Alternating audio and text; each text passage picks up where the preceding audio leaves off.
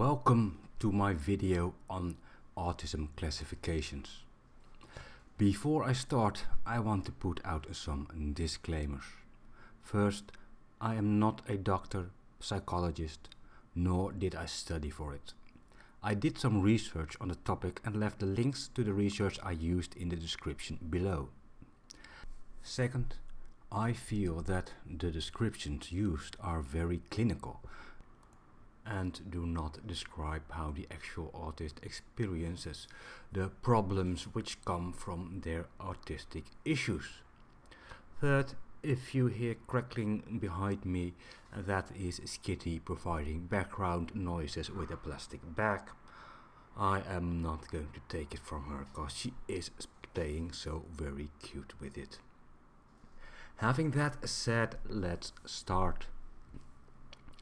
The DSM5 is the book which the professionals use that describes every mental illness and issue and symptoms so they can properly verify and diagnose it. Autism itself is mental order 299.00 and has 3 levels of severity. Those who are diagnosed with Asperger's or PDD-NOS should be given the diagnosis autism now. The levels of severity are classified according to 2 main markers: social communication and restricted repetitive behaviors. The 3 levels of autism, I'll go over each category before I shine my light on the topic. Level 1, requiring support, and I quote, "Without supports in place, deficits in social communication cause noticeable impairments, difficulty initiating social interactions, and clear examples of atypical or unsuccessful responses to social overtures from others. May appear to have decreased interest in social interactions.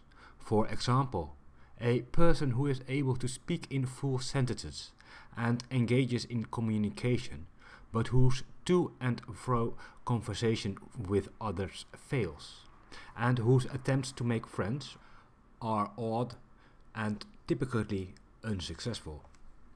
And inflexibility of behavior causes significant interference with functioning in one or more contexts, difficulty switching between activities, problems of organization and planning hamper independence." Level 2, requiring substantial support, and I quote, "Marked deficits in verbal and non-verbal social communication skills, social impairments apparent even with supports in place, limited initiation of social interaction, and reduced or abnormal responses to social overtures from others. For example, a person who speaks in simple sentences, whose interaction is limited to narrow special interests, and who has markedly odd non-verbal communication. And inflexibility of behavior, difficulty coping with change, or other restricted repetitive behaviors appear frequently enough to be obvious to the casual observer and interfere with functioning in a variety of contexts. Distress and or difficulty changing focus or action."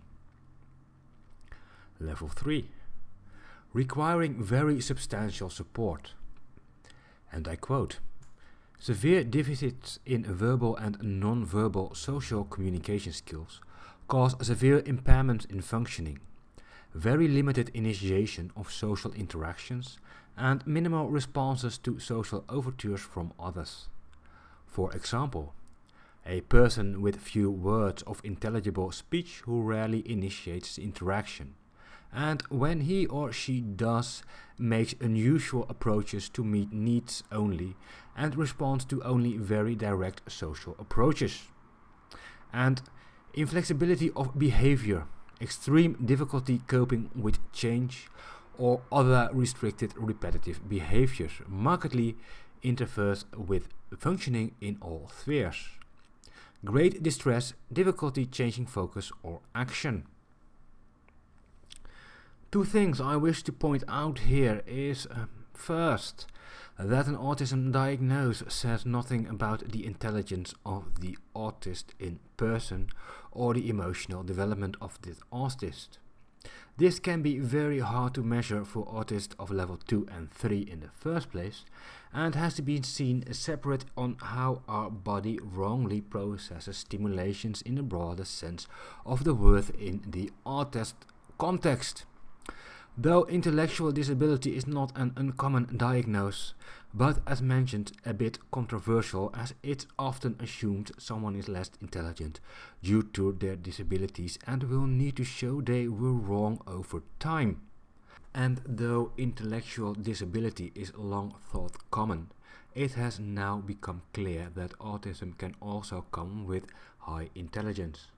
And I quote, "A second model for the higher level psychometric structure of intelligence is its division into a fluid component, reflecting ability to solve novel problems, use logic, and identify patterns in ways that are independent of acquired and cultural knowledge, and has a crystallized component, indicative of ability to utilize acquired and learned knowledge and experience."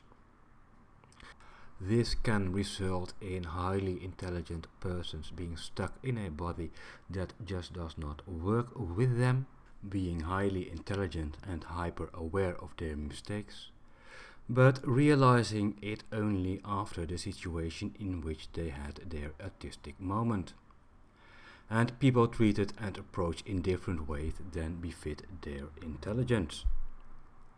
Second, so-called masking makes it so that autists can play or act in ways so they seem to fit in and fly under the radar, but also makes classification trickier. Masking allows me to keep my autistic traits hidden from the professionals I visited, despite my own initiation to seek help. Just as female autists are often misdiagnosed because they can operate and be social and develop their own ways to manage social situations a lot better than males. As a female, you have the benefit that males tend to want to approach you, and if you are not too awkward, they tend to be able to learn to mask really well and appear to cope really well. I myself started to take adults as role models when I realized I was not cutting it myself socially. Combined with my outbursts, people started to think that I hit my puberty early, while in my mind I was and still am a fair bit behind in my emotional development for my feelings, and often display responses unbefitting my age at times, especially if I am not consciously controlling myself and weigh my words and actions before I do them and speak them in times of distress, where proper masking can give the appearance of good social communications and makes you operate properly in a normal setting. The severity of the person's restricted repetitive behaviors can be way more problematic than they initially appear to be, just as the persona played under the mask can be far apart from the persona character itself, making that putting people in levels of severity has to be seen as a fluid thing rather than a solid classification, and do not display the level of issues the autist feels themselves. And with that, I wish to end this video. Thank you for watching. Please subscribe and hit the like and bell notification button.